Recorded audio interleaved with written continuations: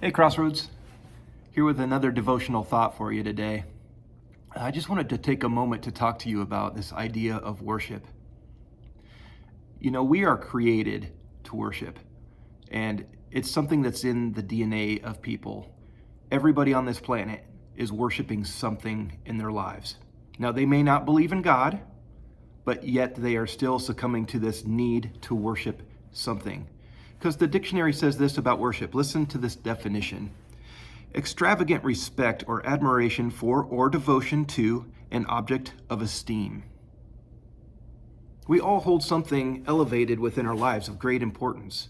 I see it all the time. It's not just simply held to this idea of a deity, of a god. It's not necessarily just whether or not you worship God or Buddha or some Hindu god, all of the different deities that exist out there. It goes far beyond that. One of the 10 commandments is, thou shalt have no other gods before me. And we need to recognize what are gods in our life, what are idols. I mean, one of the first ones that comes to a lot of people's mind is this idea of the idol of money, elevating money to Christ-like status in our mind. That's where we find our hope, our security. That's where we spend most of our time and our emotion trying to gather it as much as we can while we can. And as we know, it's fleeting. As soon as you die, you get to take none of that with you. But there's other things, thinking about the Super Bowl, maybe for a few people, the Chiefs and some other teams that they really enjoy out there can be elevated to a status that they were never meant to be at. Now, I like the Chiefs and I like to see them win, and I get into it.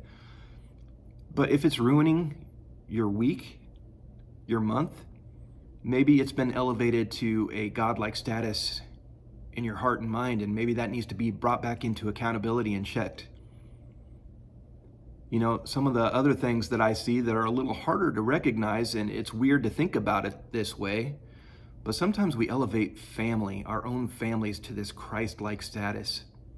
I think of the story of Abraham and Isaac, where the Lord told Abraham, you know what, I'm going to let you keep Isaac because you have not withheld him from me. You've not taken this son of yours and elevated him to the great importance that you have me at. I'm still first in your life.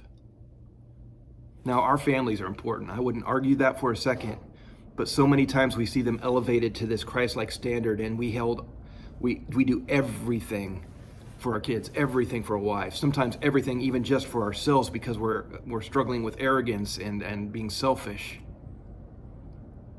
So guys, what I'm asking you to do here is recognize, where is this idol in your own life? And to be honest, that's a question you probably need to be asking yourselves daily. I know I have to.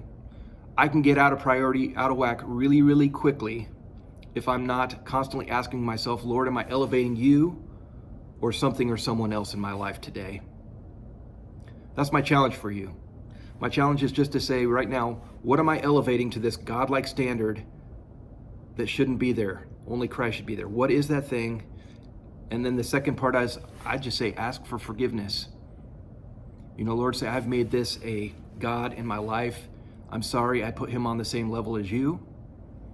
And Lord, I'm going to put you back in your place in my own life. And guys, focus on that part of it. Focus on putting Christ back in his place. So guys, remember, everybody worships something. Remember to ask yourself daily, what are you worshiping? Guys, we love you, and we'll see you on the next video.